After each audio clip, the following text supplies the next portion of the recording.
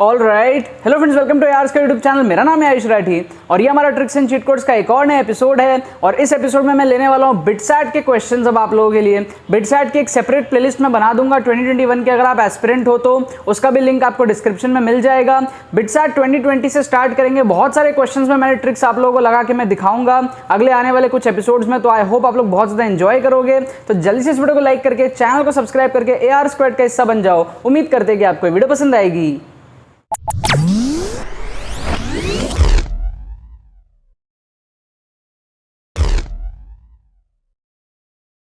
तो देखो यार, यहाँ पर मैंने आपके सामने 4 क्वेश्चन ले लिया है बिटसैट 2020 का।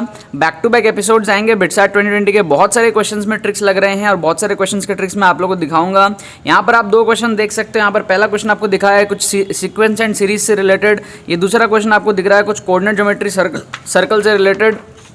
यहाँ पर तीसरा क्वेश्चन आपको दिख रहा है एरिथमेटिक प्रोग्रेशन GP ये सब से रिलेटेड। और ये चौथा क्वेश्चन आपको दिख रहा है 3D से रिलेटेड। ठीक है, तो एक एक क्वेश्चन को देखते हैं, चारों क्वेश्चन को देखेंगे किस तरीके से ट्रिक्स हमारे पास में लगेगा, है ना। अब सबसे पहले हमारे पास में क्वेश्चन है सम ऑफ द इनफाइनाइट सीरीज। ये हमारे पास में एक सीरीज है। अब जनरली क्या होता है, बच्चों को अगर ये क्वेश्चन सॉल्व करना आता है तो वो करेंगे, अगर सॉल्व करना नहीं आता तो वो छोड़ देंगे।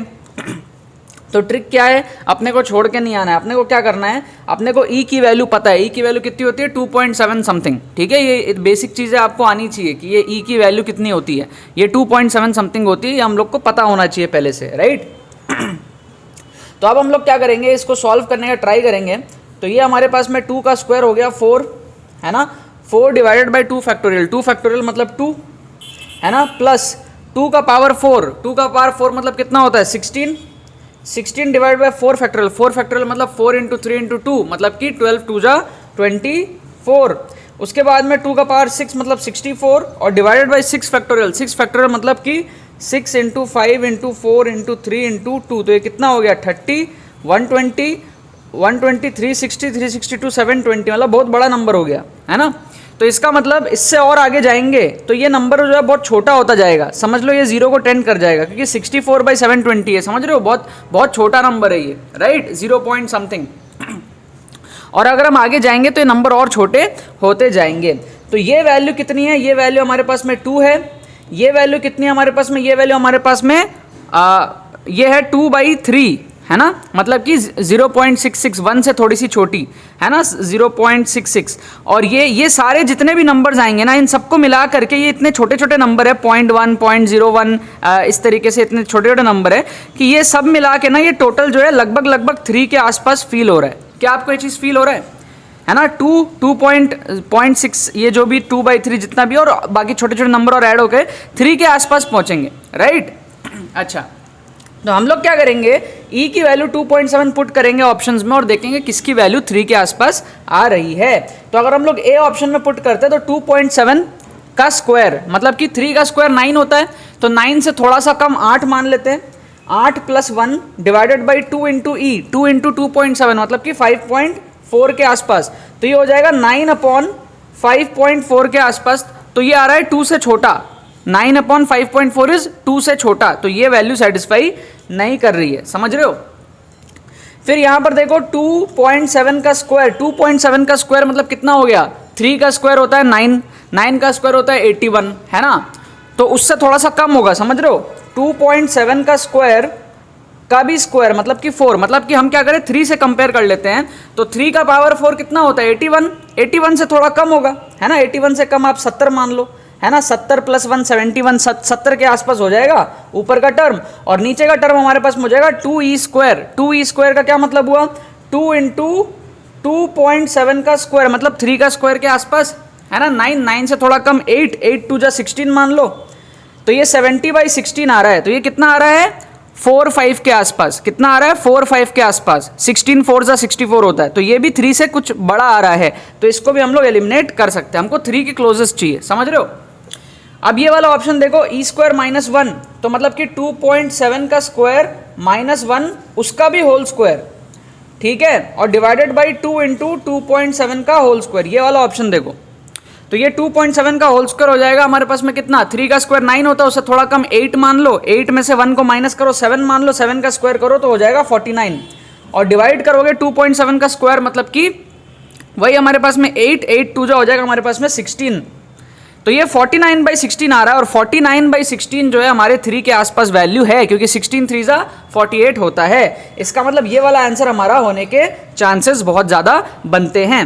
ऑप्शन 4 को भी देख लो एक बार, तो e² + 1 इज लाइक 8 + 1 9, 9 का स्क्वायर इज 81, तो ये हो जाएगा 81 और डिवाइड करोगे 2e² के साथ में, मतलब कि डिवाइड करोगे आप 16 के साथ में, तो ये आ रहा है 81/16 5 के आसपास। तो ये भी कुछ ज़्यादा ही बड़ा है, तो इसको भी एलिमिनेट कर दिया।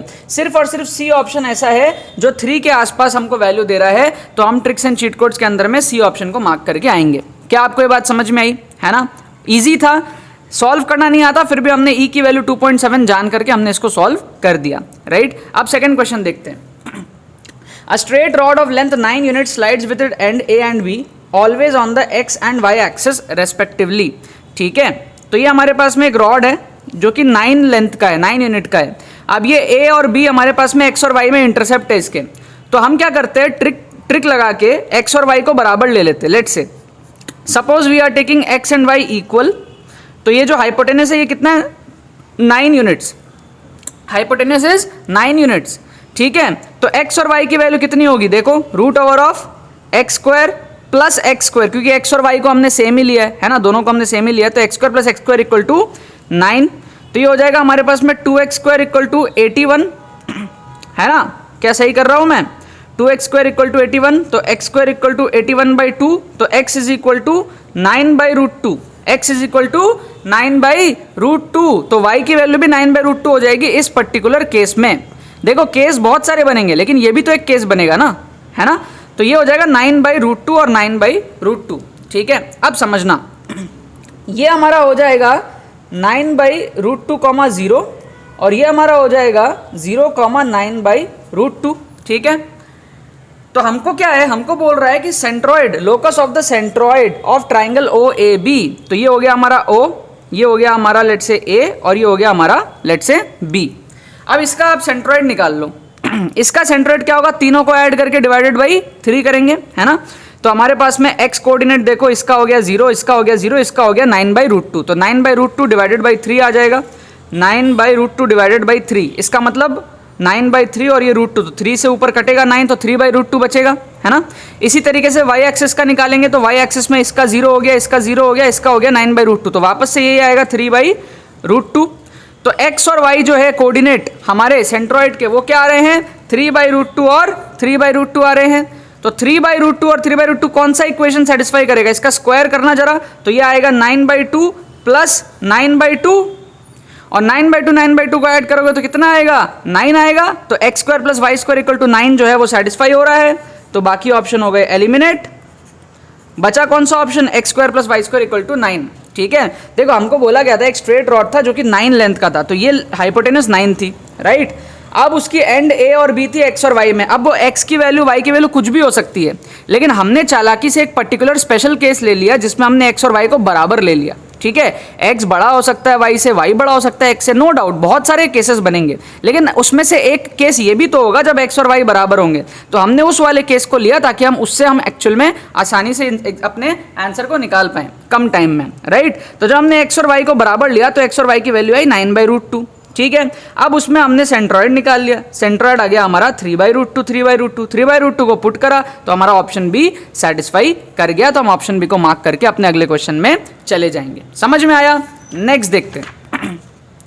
नेक्स्ट क्या कह रहा है, हमको बोल रहा है there are 4 numbers of which the first 3 are in GP and the last 3 are in AP whose common difference is 6।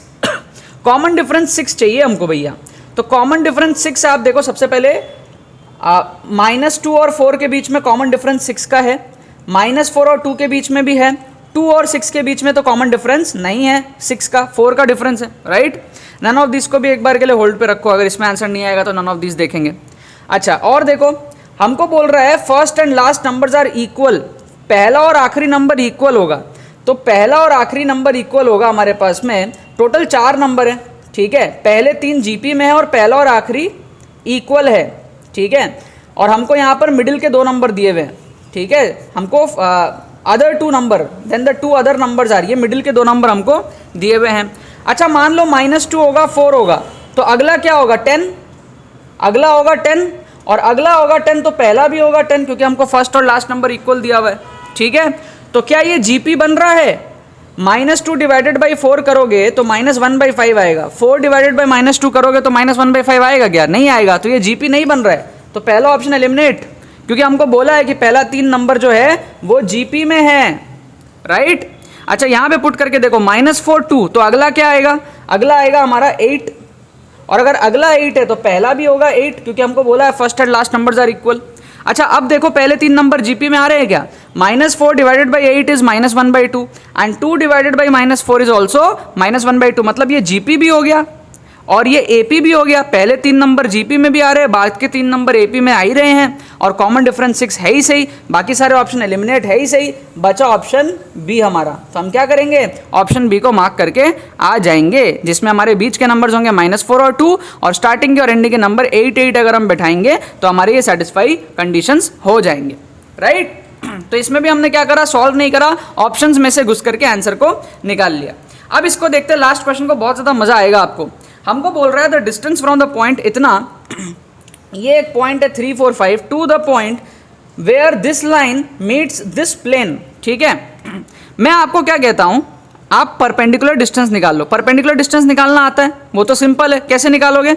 इस पॉइंट्स को बैठाओ, है ना। ये जैसे हमारे पास में, जैसे आप स्ट्रेट लाइन में करते हो ना, वैसे ही आपको प्लेन में भी करना पड़ता है, ठीक है। बस उसमें 3 एक्सेस आ जाते हैं, 3 कोऑर्डिनेट्स आ जाते हैं। तो ये हमारे पास में x + y + z - 17 है इक्वल टू 0, ये इस तरीके का लाइन है हमारे पास में, प्लेन है।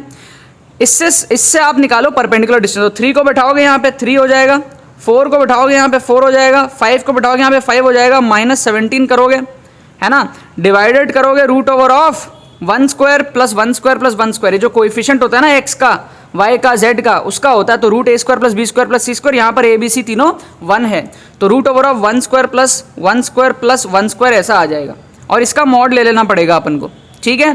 तो ये कितना हो गया? 5 और 4 हो गया हमारे पास में 9, 9 और 3 हो गया 12, 12 - 5, 12 - 17 हो गया -5, -5 का मॉड हो जाएगा +5, और 5 डिवाइडेड बाई आ जाएगा √3। This is the perpendicular distance. ये बेसिक फॉर्मूला तो आपको आना ही चाहिए। ये स्ट्रेट लाइन में भी हम लोग सेम चीज करते हैं, बस वहां पर x और y रहता है, z नहीं रहता। सेम चीज करते हैं, कोऑर्डिनेट्स को पुट करते हैं, मॉड्यूलस लेते हैं, इस तरीके से सारे टर्म्स को एक जगह लेके और डिवाइड करते हैं √a² + b² से, where a and b are the coefficient of x and y respectively. यहाँ पर a b c तीनों आ जाता है, x y z, ठीक है। अब मेरी बात समझो, इसकी वैल्यू कितनी होती है? 5/√3 इज 1.7, तो ये 5/1.7 मतलब कितना हो गया? ये 3 के आसपास हो गया, है ना, समथिंग क्लोज टू 3, 3 से थोड़ा सा छोटा होगा, समझ रहे हो, 3 से थोड़ा सा छोटा होगा। क्यों? क्योंकि 17 3 51 होता है, लेकिन ये 5 है, 5.1 नहीं है, तो समथिंग लेस देन 3। अब मेरी बात समझना, हमारा जो भी आंसर होगा वो इससे तो बड़ा होगा ना, या फिर इतना ही होगा या फिर इससे बड़ा होगा। क्यों? क्योंकि देखो कोई भी डिस्टेंस अगर होता है, कोई भी डिस्टेंस अगर होता है, या तो वो परपेंडिकुलर डिस्टेंस होता है सबसे छोटा, और बाकी जितने भी डिस्टेंसेस होते हैं वो उससे बड़े होते हैं। तो अगर परपेंडिकुलर डिस्टेंस हमारा आया है 3 से थोड़ा सा कम, तो बाकी कोई भी डिस्टेंस हो, है ना, वो उससे थोड़ा सा बड़ा ही होगा, राइट। परपेंडिकुलर हुआ तो यही हो जाएगा, और या फिर इससे थोड़ा बड़ा होगा। तो ऑप्शन में अगर आप देखोगे ध्यान से, तो 1 तो छोटा है, 2 और भी छोटा है, √2 और भी छोटा है, इन सबको काटो, और भी छोटा मतलब 3 से छोटा है, ये हमारा 5/1.7 से छोटा है, तो इन सबको काट दिया, बचा एक ही ऑप्शन, तो यही होगा ना आंसर। तो यार समझो यही होगा ना आंसर। छोटे ऑप्शन तो नहीं हो सकते, इतना तो गारंटी है, क्योंकि हमने तो मिनिमम डिस्टेंस निकाल लिया, हमने तो परपेंडिकुलर डिस्टेंस मिनिमम होता है ना। अब इसमें जो भी कंडीशन है, ये लाइन है, ये इसको मिलेगा, कहाँ मिलेगा, जरूरी नहीं है वो यहाँ मिले, है ना, perpendicular, foot of the perpendicular पे मिले, जरूरी नहीं है, वो यहाँ भी मिल सकता है, यहाँ भी मिल सकता है, यहाँ भी मिल सकता है, अरे कहीं पे भी मिले, डिस्टेंस जो होगा वो इस परपेंडिकुलर वाले डिस्टेंस से तो ज़्यादा ही होगा ना। तो छोटे ऑप्शंस को तो एलिमिनेट कर ही सकते हैं ना इस लॉजिक से, समझ गए। तो हमको क्वेश्चन को सॉल्व करने का जरूरत नहीं पड़ा, हमने बस परपेंडिकुलर डिस्टेंस निकाल लिया, और ये समझ गए कि हमारा जो भी आंसर होगा या तो परपेंडिकुलर वाला होगा या तो उससे बड़ा होगा। तो उससे बड़ा ऑप्शन हमारे पास में एक ही बच रहा है यार, ये 3 से थोड़ा सा छोटा है और ये 3 है, बाकी सारे ऑप्शन तो उससे भी कम है, तो उसको हमने एलिमिनेट कर दिया और हमने सी को मार्क कर दिया। समझ रहे हो, एकदम नेक्स्ट लेवल का जो ट्रिक्स है ये लग रहा है हमारे पास में बहुत ज़्यादा मज़ा आ रहा होगा आप लोगों को, है ना। यहाँ पर हमने 2 क्वेश्चन में ट्रिक लगाया, एपीजीपी का, 3D का, 3D ज्योमेट्री का। यहाँ पर आप देख रहे हो फैक्टोरियल का हमारे पास में सीक्वेंस सीरीज का क्वेश्चन था। यहाँ पे हमारे पास में locus, centroid, coordinate geometry, circle वगैरह से रिलेटेड जो है क्वेश्चन था। सब में हमने ट्रिक लगा के क्वेश्चंस को उड़ा दिया, ठीक है। बाकी तो बस यही बात है। तो यार आई होप आपको ये ट्रिक्स पसंद आई होगी, इसको कैसे अप्लाई करते हैं एग्जामिनेशन में। आई होप अब आप धीरे धीरे सीख रहे हो कि आप लोग इसको अप्लाई करना जान रहे होगे, है ना। अगर आपको ये वीडियो पसंद आई है, ये ट्रिक्स पसंद आई है, और अगर आपको लगता है कि ये वीडियो आपके लिए हेल्पफुल थी, तो ज़रूर से इस वीडियो को लाइक करना और इस चैनल को सब्सक्राइब करना और इस वीडियो को शेयर करना अपने बाकी सारे फ्रेंड्स के साथ, ताकि वो भी इस प्लेटफॉर्म का मजा उठा सके। बाकी तो बहुत बहुत धन्यवाद इस वीडियो को देखने के लिए, बने रहिए यार।